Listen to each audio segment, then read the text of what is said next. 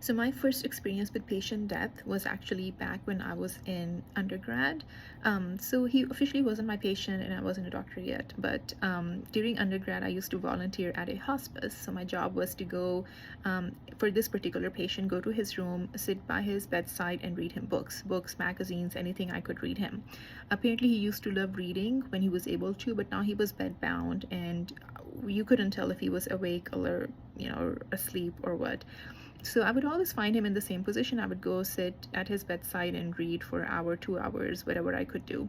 This particular evening, it was winter. It was cold outside. It was already dark. I had gone there after college and after work, and I was sitting, I still remember, reading Reader's Digest. There was an article about people having an experience under anesthesia where anesthesia didn't work and they could see themselves undergoing surgery, like an out of body experience, like they were looking down upon their surgeon working on them.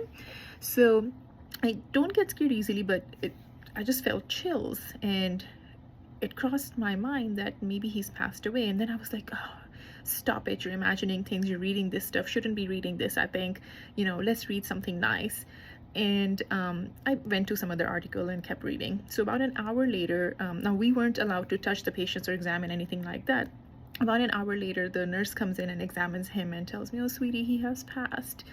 So that was my first death experience, but I feel like it was nice because he was very comfortable. I didn't see any signs of distress. He went peacefully. I kind of had this feeling that something had happened but couldn't pinpoint.